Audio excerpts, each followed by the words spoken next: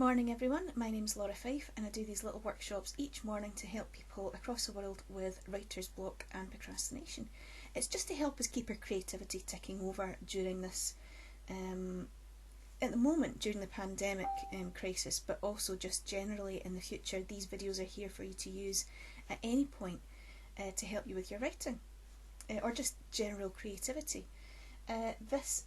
Yesterday was a truly rotten morning here in Scotland, and it is just as chilly this morning.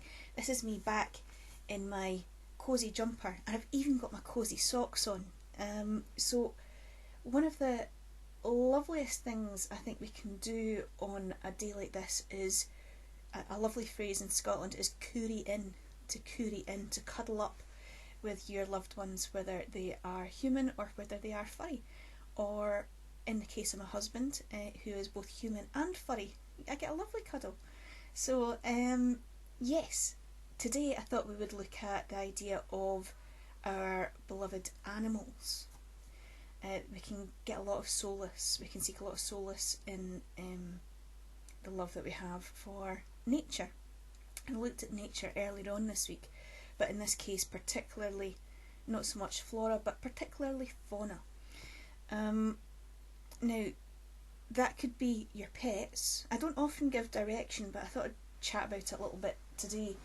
This could be pets, but I think during lockdown we've also seen, while cities have been locked down, a lot of nature has been coming into those cities. We saw wonderful images of nature, of animals, wild animals coming in to cities in Italy, and we see I've seen a lot of interesting posts on social media about that here in the UK and sometimes in America too. So it's been lovely to see just how, when humanity takes that little step away from nature and things become a little quieter, how useful, how beneficial that can be for nature. We have right here a pheasant who goes on a very dapper chap, a pheasant who goes for a wander past all the gardens first thing every morning.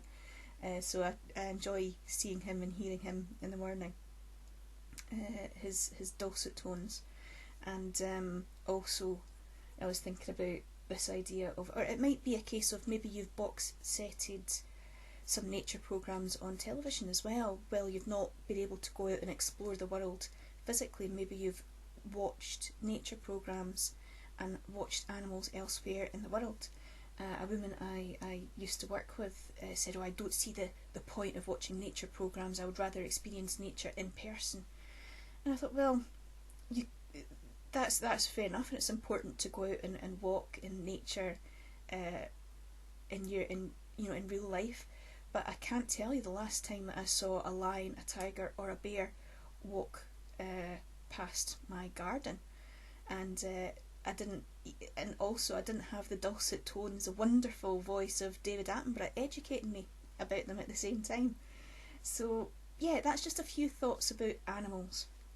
And you've seen once or twice my two cats, who sometimes will wander backward and forward past these videos.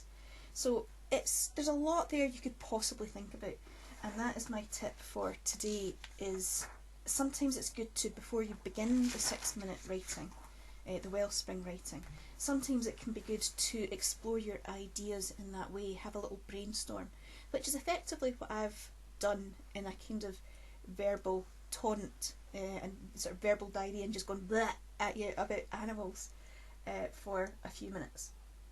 So yeah, you might want to pause this video and just do a little mind map or quick list of bullet points about your thoughts about animals, and then just choose one of those. Quite often the first couple of minutes of the 6-minute writing are spent just casting out with your fishing line, in a sense, your muse, for an idea that you can then run with.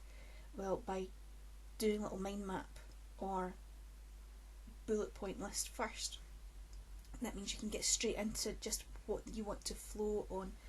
It's also a good idea because if you're writing for a commission, or if you're writing for a competition that's looking for something on a particular theme, quite often they will have a lot of entries on one particular idea.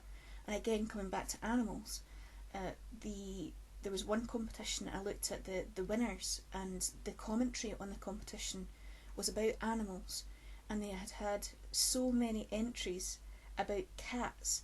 You can imagine writers and cats do have that synchronous relationship so often, so they had a lot of poetry, particularly about cats, and about their cat, who's a cosy little tabby in the house, but as soon as they get out into the garden they become a tiger.